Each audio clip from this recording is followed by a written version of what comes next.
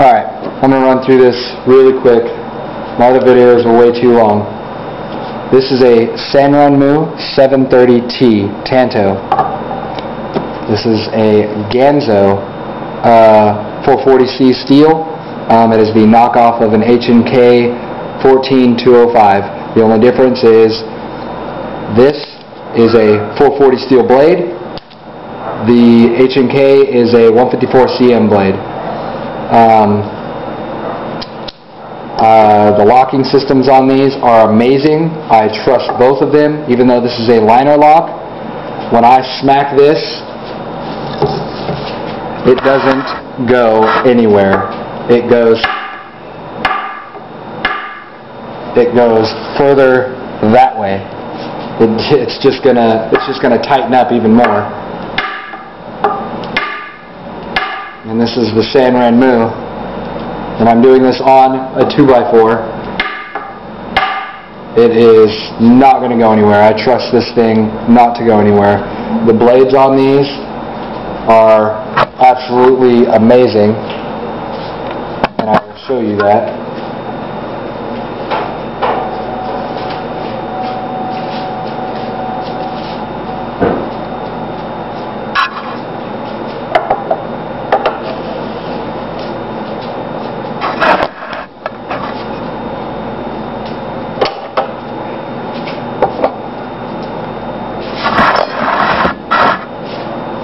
This is the Sanrenmu. This is a 1-inch tie-down strap, straight through it. And just to let you know, I have used both of these knives as my EDC for a very long time. I mean, I've used them for this one for 2 weeks and this one for 3 weeks. So for the past 5 weeks, I've been carrying these. And first, I was carrying the Sanrenmu, which I love because it is a very good blade, very sharp. It shaves the hair off my arm, and it is just, I have used it immensely. I mean, you can see the hair just dropping off there. I have used it immensely on boxes, everything. This one I used for the past 2 weeks. I'm an electrician, and I have used it to cut wire, safety wire, boxes. You see all this wood I have chopped, everything, and it is not as sharp as the Sanrenmu, but it is good. And it's still sharp.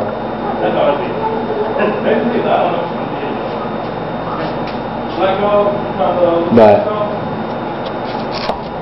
it is still very sharp, pretty good, not bad. Sanrenmu is definitely sharper. I bring these knives out because the other day we had this plexiglass in our shop. This plexiglass. This cut right here was done by a Bear Grylls fixed blade. Don't remember what it was, but my buddy had it, just bought it, wanted to show it to me, really liked it, and we were messing around, and the first time he had ever used it, didn't do anything with it, first time he had ever used on it, he had chopped this, and it just tore it to pieces. It just broke everything up, everything. And when he looked at his knife, he had hit it with the serrations, and this plexiglass destroyed the serrations on that Bear Grylls Gerber knife. It made every serration tooth break off. It pretty much made the serrations flat. He was very disappointed, and after seeing this, I had my knife on me, and I hit right here, and my knife actually sliced through it, breaking it into 2 pieces. I actually dropped the plexiglass after this happened and broke this little piece off. Broke it into 2 pieces, and it just sliced through it, and absolutely no damage to the blade. And surprisingly, out of all of the things that I have used on my knives, the plexiglass has been the worst. The plexiglass left a slight dent in the Sanrenmu, which I mean, I hit the sanrenmu on this twice, and it just left one small ding on it, which is a dent. It is not a crack. I have also used my 5160 steel knife that I have heat treated and tempered. I heat treat it at 1550 degrees, and I temper it at 400 degrees for 3 cycles for 2 hours. And it also left very small dings on this blade. I tried it, actually you can see it was right here where I cut it. I cut down, and I actually cut it a couple times right here, which breaking this whole piece off after I was done. And both of them just did amazing, and I was completely surprised as to this ganzo, this $20 knife, outrunning the sanrenmu, which is just a $12 knife, a Gerber Bear Grylls, which is a $52 knife from Walmart, and this is $20 off of eBay, free shipping. You can't get any better than that. The H&K, I don't remember exactly how much it is, but I am pretty sure it's above $100. I will check that, and I will have that on my next video. I will be letting you know how much that is exactly. But I have already tested the locking system on both of these, and I trust this blade more than anything out there. I mean, I can really whack that thing and not have any trouble with it.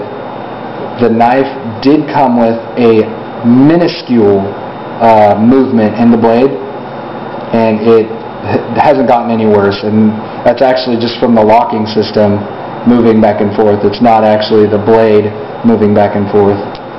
And the only other problem I had with the ganzo is these screws on the clip were slightly loosened.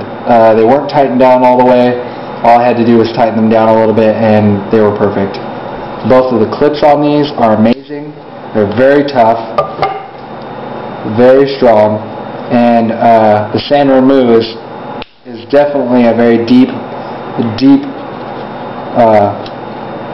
sitting in the pocket. The clip is just very high on there.